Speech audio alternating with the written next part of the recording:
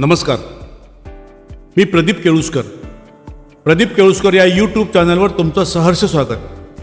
आजची आपली कथा आहे मातृभाषा. एक सूचना, या कथेतील सर्व पात्र व प्रसंग संपूर्णतः काल्पनिक आहेत. कोणत्याही सत्य घटनेशी तसेच जीवित किंवा मृत व्यक्तीशी संदर्भ आढळल्यास तो निव्वळ योगायोग समजावा. तर आता ऐकूया माझी कथा मातृभाषा. वनिता घाईघाईने घरी पोहोचली. दरवाजा उघडून सूरजच्या खोलीत शिरली. तिच्याकडे काम करणारी बाई सरोज 5 वाजताच घरी जाते, म्हणजे यावेळी तिचा मुलगा सूरज तिने सकाळी दिलेले शब्द पाठ करत असणार असा तिचा अंदाज होता. पण सूरज खोलीत नव्हता. ती तीनही खोलीत फिरली, पण सूरज दिसेना. ती गॅलरीत आली आणि तिचा मुलगा सूरज दिसला. तो बाहेर कॉलनीतील झाडावर काहीतरी पाहत होता, खुणा करत होता. ती चिडली. सकाळी दिलेले शब्द पाठ न करता हा नुसता टाइमपास करत होता बहुतेक.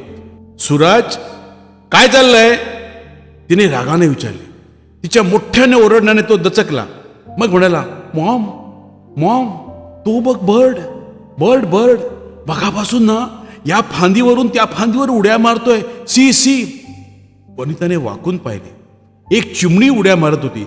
अरे बाळा, ती चिमणी आहे. चिमणी चिमणी, स्पॅरो स्पॅरो. सकाळी तुला स्पेलिंग दिलेलं ना, सांग स्पॅरोचं स्पेलिंग सांग. Sparrow sparrow, SPORW. अरे आज सकाळीच मी तुला स्पॅरोचं स्पेलिंग पाठ करायला दिलेलं ना, म्हणजे तू आज काय केलं नाहीस आज? अगं मॉम, मी केला स्टडी. हवं तर त्या आमच्या सरोज ताईला विचार ना, तिनेच विचारले सगळे शब्द. अरे ती सरोज काय विचारणार मला, सांगणार मला? 10वी नापास ती, तिला काय येतंय? तू चल, मी तुझा अभ्यास घेते. चल चल चल चल. सूरजच्या हाताला पकडून तिने फरफटत बेडरूम मध्ये आणले आणि स्वतः सकाळी दिलेले शब्द त्याच्याकडून पाठ करून घेऊ लागले. तिला तिच्या नवऱ्याचा विशालचा राग आला. रोज रात्री 9 नंतर घरात येणार तो येणार दमलेला थकलेला, डोळ्यांवर झोप घेऊन. मग या मुलाचा अभ्यास कोण घेणार? 2 ठिकाणी ऍडमिशन मिळालेली नाही. आता निदान सेंट थॉमस मध्ये तरी. किती स्पर्धा आहे KG साठी. या महानगरीत एवढी मुले कशी काय जन्माला आली असा तिला प्रश्न पडला. जावे त्या स्कूलमध्ये असंख्य पालक ऍडमिशनसाठी रांगेत उभे. मग मुलांचे इंटरव्ह्यू, पालकांचे इंटरव्ह्यू, पालकांचा बॅकग्राऊंड विचारतात, पालकांचं कॉलेज किती, पालकांचं इन्कम किती. 1 ना 2. चांगले स्कूल हवे तरी सगळे सोपस्कार पार पडायलाच हवेत. मागच्या इंटरव्ह्यूच्या वेळी आपला नवरा विशाल मराठी मीडियम मध्ये शिकला होता, म्हणून आपल्या मुलाची ऍडमिशन रद्द केली. आता बापाच्या शाळेमुळे मुलाला ऍडमिशन नाही. काय चाललंय हे? एकीकडे तव्यावर पोळ्या लाटता लाटता ती सूरजचा अभ्यास घेत होती. डे म्हणजे काय? डे म्हणजे दिवस, आणि नाईट म्हणजे रात्र. हा बरोबर, दिवसाच्या अपोजिट रात्र, डेच्या अपोजिट नाईट. हा, आता जेव्हा खूप रात्र असते, खूप मध्यरात्र, त्याला काय म्हणतात? Midnight. काय? Midnight. आता डेचं स्पेलिंग सांग. DEY. बघ चुकलं परत. डेचं स्पेलिंग सांग. ओके. शेवटी त्याने बरोबर सांगितलं. तेव्हा तिला हायसं वाटलं, म्हणजे काल घेतलेले शब्द त्याला आठवत आहेत. तर मग दुपारला काय म्हणतात? नून. वा वा वा. तिला आनंद झाला. बरोबर सांगतोय, तसा हुशार आहे लेकवायला. आपल्यावर गेलाय. आपल्या आई वडील बँक ऑफिसर आणि विशालचे आपल्या नवऱ्याचे शाळा मास्तर, आपले सासरे. कोणी सूरजला त्याच्या वडिलांच्या आई वडिलांबद्दल प्रश्न विचारला, म्हणजे आजोबांबद्दल, आजी आजोबांबद्दल, की तिला टेन्शन येईल. बेल वाजली. तिने ओळखली आपला नवरा आला. तिने दरवाजा उघडला. बाहेर दमलेला थकलेला तिचा नवरा विशाल उभा होता. सकाळी तुला सांगितलेलं, जरा लवकर येत जा, उद्या मुलाला घेऊन जायचं आहे इंटरव्ह्यूला, माहिती आहे ना? अरे या तरी स्कूलमध्ये ऍडमिशन मिळते का नाही कोण जाणे. हो ग बाई, हो येतच होतो, पण काय करू आता?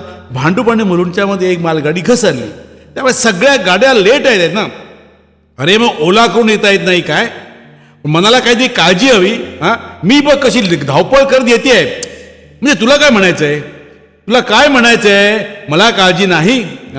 गेला महिना मी धड ऑफिसला गेलेलो नाही. बॉसचे बोलणं खातोय. 2 ऍडमिशन 15 दिवसात झाल्या ना मुलाच्या. त्याची किती तयारी केली मी मिक्स करून घेतली ना तयारी.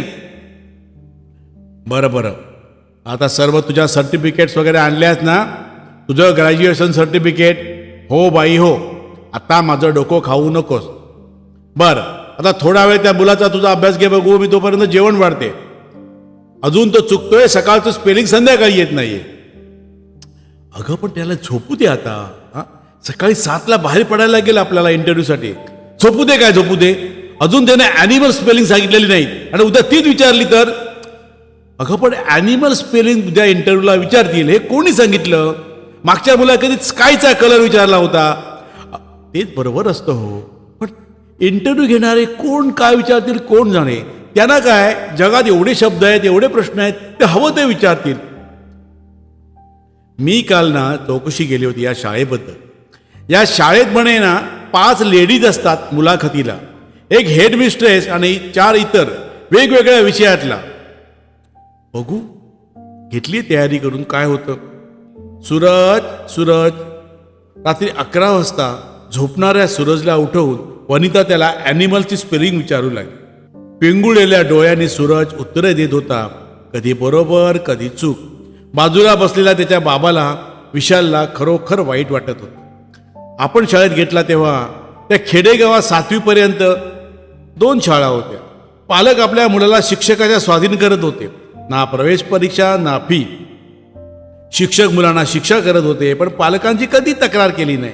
आणि आज नुसता बाजार, शिक्षणाचा बाजार पसरलाय सगळीकडे. मुलाला अगदीच झोप आवरेना तेव्हा वनिताने त्याला झोपू दिले. पण तिला कुठे झोप यायला. तिला मुलाची सूरजची काळजी वाटू लागली. 2 स्कूल्समध्ये त्याला ॲडमिशन मिळाली नाही. आता उद्या काय होईल. नाहीतर एखाद्या भिकारड्या शाळेत त्याला प्रवेश घ्यावा लागेल. तिला तिच्या आईची आठवण आली. आई रोज म्हणते आहे, अगं सूरजला चांगल्या शाळेत घाल, कॉन्व्हेंटमध्ये किंवा किच्यामध्ये. काय आपण गेले 4 दिवस सूरजच्या मुलाखतीची तयार करून घेतोय, पण त्या 5 जणी इंटरव्ह्यू घेणार आहेत म्हणे या परीक्षेला. काय प्रश्न विचारतील कोण जाणे. त्यांना काय मजा बघायची असते छोट्या मुलांची आणि पालकांची. पालक हायपर झालेले असतात याची त्या कल्पना असते. बराच अभ्यास घेतला आपण, महिने घेतले, दिवसाचे प्रश्न घेतले, त्यांची नावे, रंग, पशु पक्षी, सण, अजून काय विचारतील कोण जाणे. नेमकं आपल्या शहराची लोकसंख्या विचारली तर, रेल्वे स्टेशन विचारली तर. तिला वाटले सूरजला उठवावे. तिचा हात तिला उठवायला गेला, पण तिचा लाडका बाळ गाढ झोपी गेला होता. तिने हात मागे घेतला आणि केसातून ती हात फिरवीत राहिली. पण त्याला झोप येईना. उद्या काय होईल याची तिला काळजी वाटत. शिवाय पहाटे उठून नाश्ता करायचा होता. तिच्या मनात आले, आपण होतो 4 वर्षांचे तेव्हा आपल्याला काय येत होते. महिने, वर्षे, दिवस, रंग, आकडे, छे छे छे काही नाही. पण माझ्या छकुल्याच्या मागे काय आहे. मग आम्ही घरात आले तेव्हा तो झाडावरची पाखरे पाहत होता, चिमण्या इकडून तिकडे उडणाऱ्या.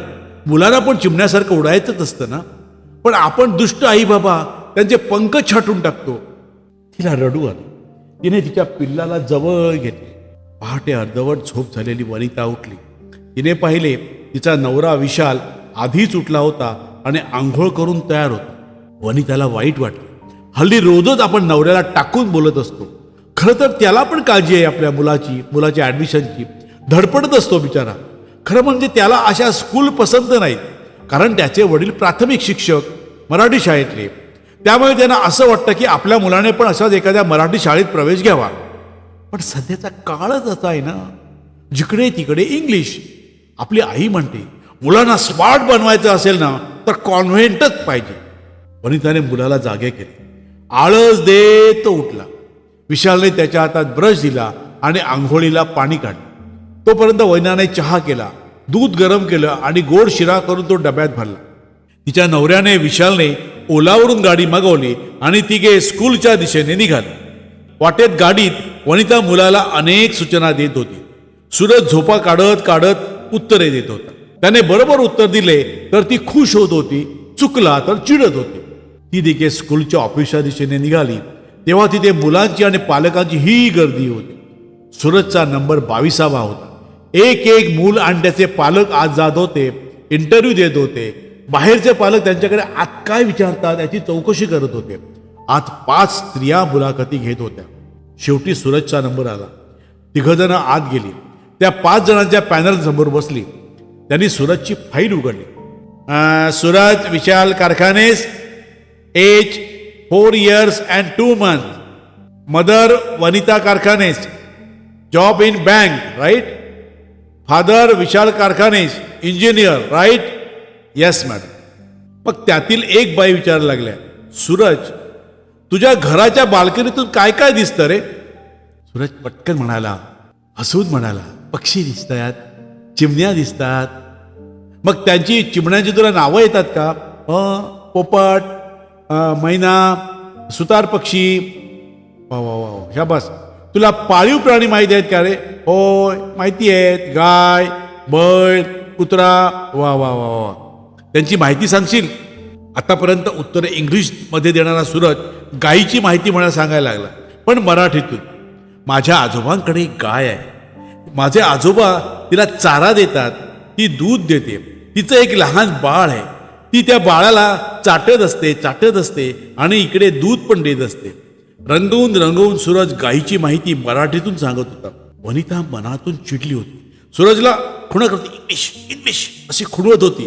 पण गाय आणि आजोबा यांचे वर्णन करताना सूरज काही थकत नव्हता. त्यातील काही जणांना मराठीत एवढे कळत नव्हते, पण अनुजा केळकर त्या पॅनलमध्ये होत्या. ती लहान मुलांच्या मानसिक आरोग्याची तज्ज्ञ होती. ती कौतुकाने सूरजकडे पाहत होती.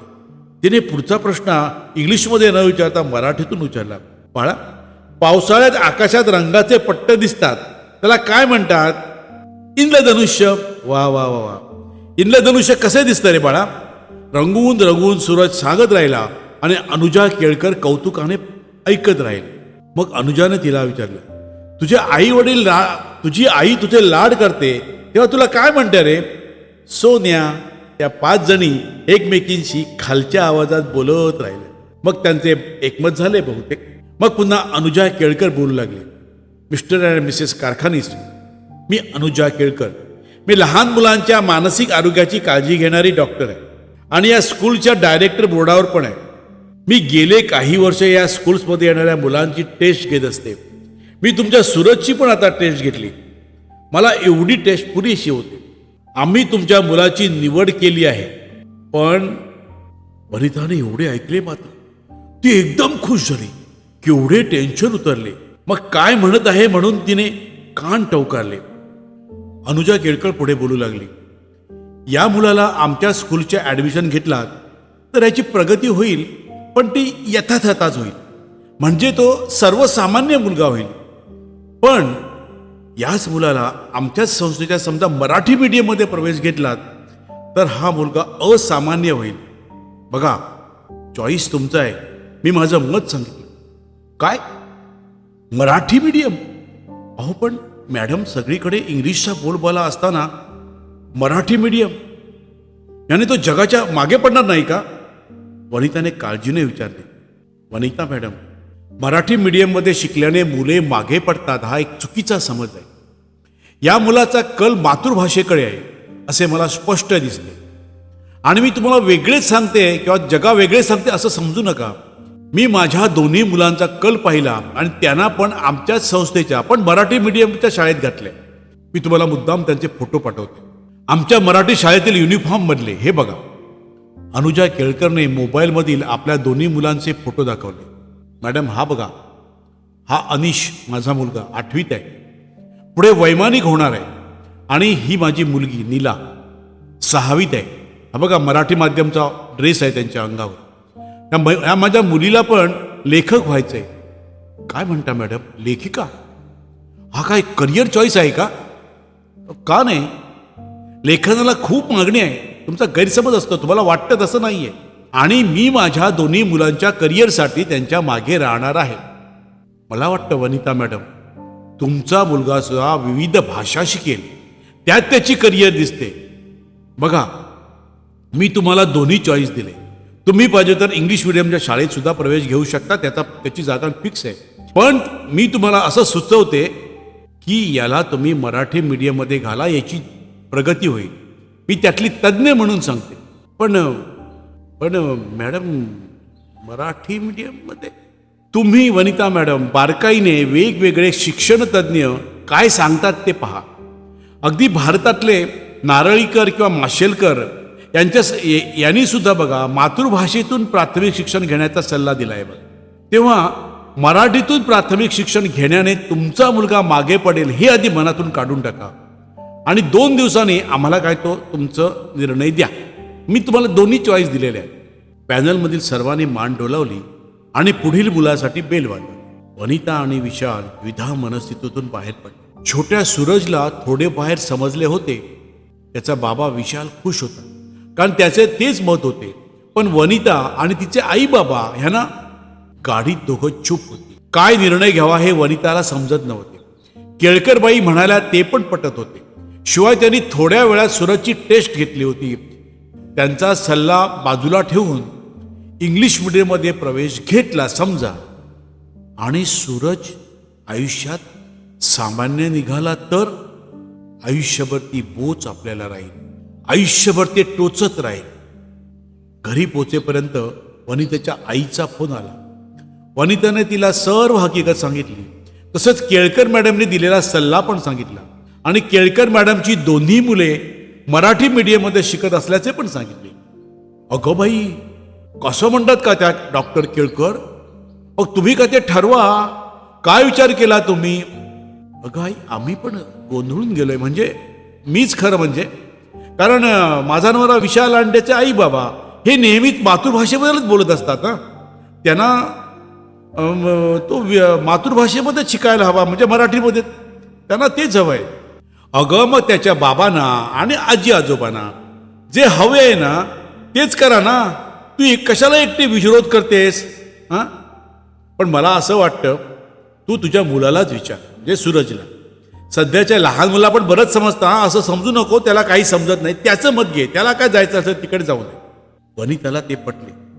तिने मुलाला सूरजला जवळ घेतले आणि विचारले, सोन्या, खरं सांग, तुला मराठीत शिकावेसे वाटते की इंग्लिशमध्ये? जे वाटेल ते मनापासून सांग. आई, मला मराठी आवडते ग. मला मराठी आवडते. मला मराठीत शिकायचे. मला मराठीत शिकायचे आई. होय सोन्या, तू मराठी शाळेतच जाशील. तुला जिथे आवडते तेथे तू जा. आम्ही आहोत तुझ्या मागे. यस, आम्ही आहोत. दुसऱ्या दिवशी विशाल वनिताने सूरजची मराठी मीडियममध्ये ॲडमिशन घेतली आणि समाधानाने ती घरी आली.